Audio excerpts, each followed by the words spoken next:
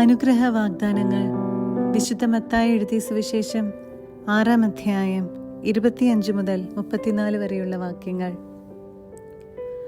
ഞാൻ നിങ്ങളോട് പറയുന്നു, എന്തു ഭക്ഷിക്കും, എന്തു പാനം ചെയ്യും എന്ന ജീവനെക്കുറിച്ചോ എന്ത് ധരിക്കും എന്ന ശരീരത്തെക്കുറിച്ചോ നിങ്ങൾ ഉത്കണ്ഠാകുലരാകേണ്ട.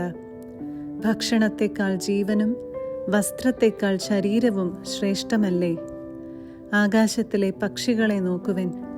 അവ വിതയ്ക്കുന്നില്ല, കൊയ്യുന്നില്ല, കളപ്പുരയിൽ ശേഖരിക്കുന്നുമില്ല.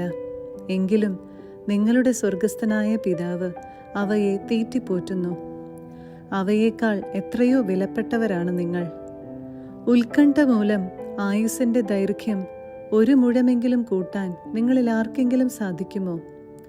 വസ്ത്രത്തെപ്പറ്റിയും നിങ്ങൾ എന്തിനാകുലരാകുന്നു? വയലിലെ ലില്ലികൾ എങ്ങനെ വളരുന്നു എന്ന് നോക്കുക.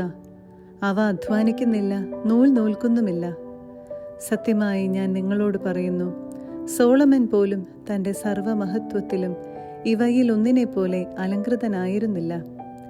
ഇന്നുള്ളതും നാളെ അടുപ്പിലെറിയപ്പെടുന്നതുമായ പുല്ലിനെ ദൈവം ഇപ്രകാരം അലങ്കരിക്കുന്നെങ്കിൽ അല്പവിശ്വാസികളെ, നിങ്ങളെ അവിടുന്ന് എത്രയധികം അലങ്കരിക്കുകയില്ല.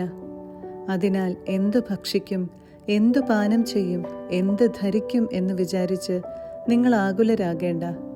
വിജാതീയരാണ് ഇവയെല്ലാം അന്വേഷിക്കുന്നത്. നിങ്ങൾക്കിവയെല്ലാം ആവശ്യമാണെന്ന് നിങ്ങളുടെ സ്വർഗീയ പിതാവ് അറിയുന്നു.